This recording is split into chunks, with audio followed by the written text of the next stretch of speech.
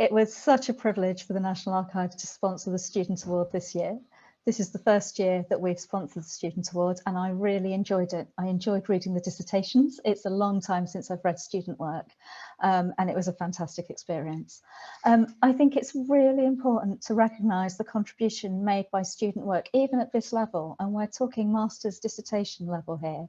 The students are investigating genuine, real issues that are important to us all and moving forward our understanding.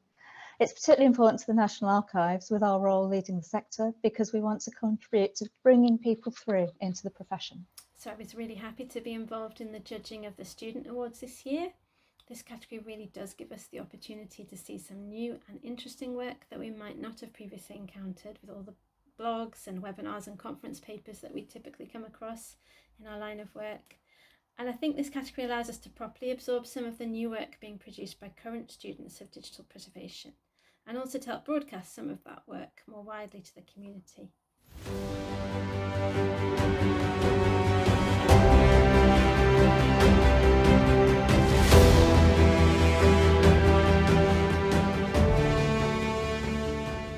Honoured to have been able to nominate Catherine Alexander, a graduate of the MSc Information Management and Preservation, for consideration for the award for Most Distinguished Student Work in Digital Preservation.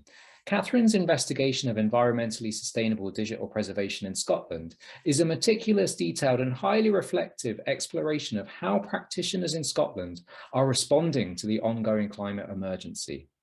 The eyes of the world were on the Dear Green Place, also known as Glasgow, last year, as it hosted the COP26 UN Climate Change Conference. As Catherine describes, this event contributed to a new sense of urgency in relation to developing and implementing strategies for the mitigation of and adaptation to climate change.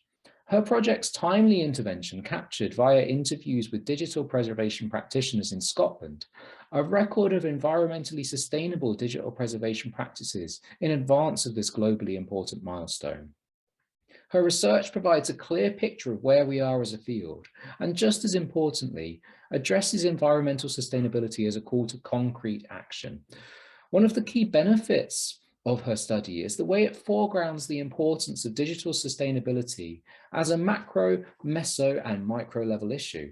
At a macro level, the interviews and analysis capture interplay between government policy, sectoral actions, and organizational practice. At the meso level, they describe how sectoral and patron engagement shape organizational practices and loop back into the standards and models of the digital preservation community. And at the micro level, we see how the individual views of practitioners, suppliers, and service users are increasingly concerned with issues of environmental sustainability. This analysis provides a clear and detailed rationale for us all to consider how our professional actions impact upon the environment. Furthermore, and just as importantly, Catherine reminds us that this is not merely a matter of practical interventions, but one of advocacy as a route to change. This positions digital preservationists as proactive participants in the development of sustainable practices. In this way, the findings of the project act as a call to action for all of us in the sector to review and adapt our own behaviour. This link to action and the sense that it is a shared responsibility are important messages that can help to shape changes in attitudes and behaviours in the digital preservation community in the coming years.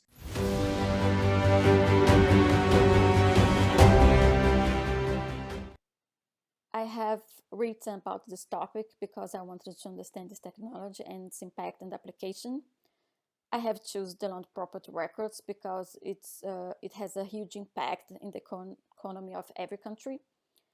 And it's also important to understand that blockchain technology is a type of archiving system that really has a lot of potential in preventing corruption, among other things. So it's really a very important technology for every information professional today. The aim of this dissertation were to understand how blockchain-based solutions impact the management of land property records, to analyze the pros and cons, and for this I had a literature review and knowledge survey with different countries and with different professionals. All those countries are in completely different political and economical systems. This was also important to really understand how this technology has been applied and the impact of this. And it was also to raise awareness and the discussion about how this technology can be used as a very important tool and powerful tool in the digital preservation of records.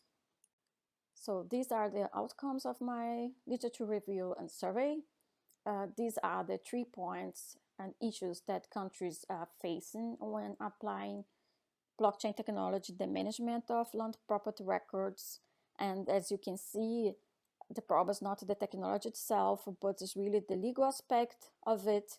For example, smart contracts are not really regulated in most countries, and this is difficult when using blockchain technology if you would like to use this for the management of land property records. And also very important to understand that the lack of awareness by stakeholders, it's also an issue. And this is the reason why I wanted to write a dissertation about blockchain technology, because I think that many information professionals are not really aware of the using and of the importance of the blockchain technology today, and of the increasing importance of this technology for the management of land property records. So the last part of my dissertation has discussion recommendations. These were the 3 main points that I could identify through my survey and the literature review. For further information, please check out the dissertation.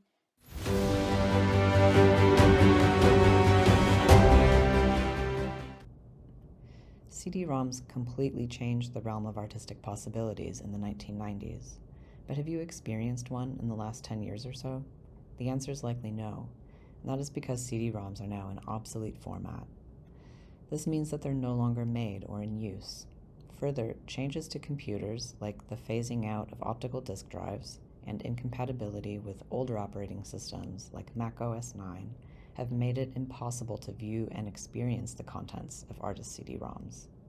Because of these difficulties, an important part of digital art's history is in limbo.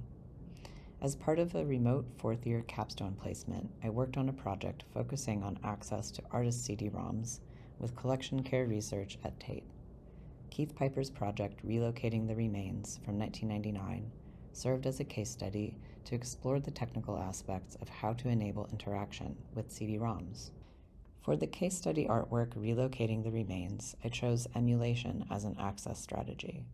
I prepared a Mac Mini with the emulator software and a research copy of the artwork for Tate's library. The virtual space on the CD-ROM is set up like a gallery, but each artwork contains multiple layers to navigate. Some are interactive virtual reconstructions, and some manifest as extensive documentation. Piper's works can also be explored by timeline or by medium. In my own remote work setup for this emulation access project, many of the obstacles I've discussed were present in my research environment. I had to use an external optical disk drive to see the CD-ROM files on my laptop. And as expected, I couldn't yet look at the artistic content because the Relocating the Remains program wasn't compatible with my operating system. After some further setup of a Windows 2000 virtual machine and the SheepShaver emulator for Mac OS 9, I was able to view Relocating the Remains. The conversations, readings, and practical work that arose from this project reiterated a common theme for time-based media artworks. There's an entire ecosystem involved in access, whether that access is for conservation assessment and treatment, or for research or exhibition. The object, in this case a CD-ROM, is sustained with technical resources like computers, software tools, and files, and the expertise needed to work with them. Then there's the question of budgets and priorities, where various policies affect whether projects receive support. In this case, copyright is also a factor for published works and artwork integrity. And communities play a huge role in recognizing and advocating for these works, even doing ad hoc preservation work of their own. All of these parts have to work together for sustainable access to happen.